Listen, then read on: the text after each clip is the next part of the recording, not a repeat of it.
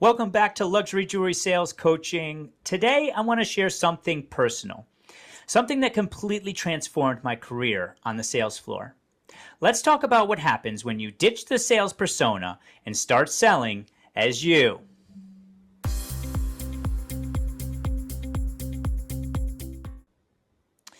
When I first started out in jewelry sales, I made that exact mistake. I thought that I had to sound polished, perfect, like a jewelry commercial in a blazer. But the more I tried to sound like who I thought my clients wanted, the less connection I built. In retail jewelry sales, we have a split personality. There's home you, and then there's store you. Something happens when you step behind the counter. You get more formal, more guarded, maybe even a little bit more stiff. My mission with everything I teach is to break down that store personality so that you can bring home you into the store. Home you's warm, they're relaxed, they're fun to be around. Store you can unintentionally feel distant or scripted. And here's the truth. Clients want to buy from people like you, people they feel comfortable with. So when you bring home you into the store, the client feels much more at ease. Conversations flow naturally.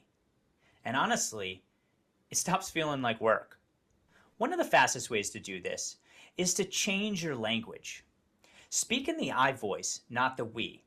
So instead of we have one left, say I have one left. Or we can size this for you becomes I can have this custom fit for you.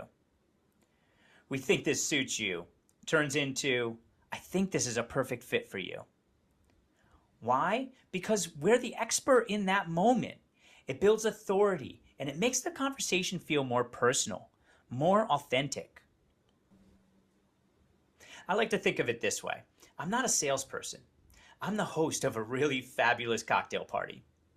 That means a warm greeting, light conversation, and genuine interest in the person standing in front of me.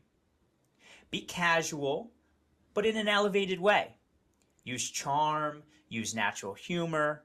If you'd make a little joke with friends, then you can make a joke with your clients as long as it's respectful and appropriate. Another key is to don't rush to fill every silence. When you ask a question, let it breathe. Your client needs space to think and respond. A comfortable pause shows confidence, not awkwardness. And it keeps you from over-explaining and over-talking the sale. I think another important thing to consider here is to match your client's energy. We don't want to imitate them, but we want to just subtly mirror their demeanor. Don't mimic them, but try to match their rhythm. If you bring high energy to a quiet, reserved client, you're going to get an automatic just looking.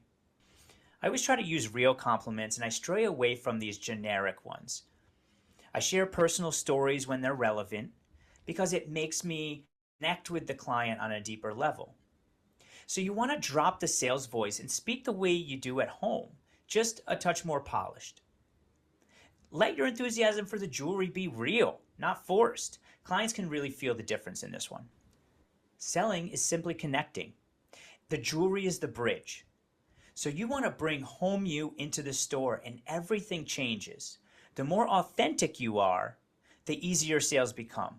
You'll enjoy it more and won't even feel like work. So if you've been stuck with that sales voice trap, drop it. Ditch the script, trust your instincts, be curious, be kind, and most importantly, be you. Because the best version of a jewelry salesperson is the one who walks in as themselves.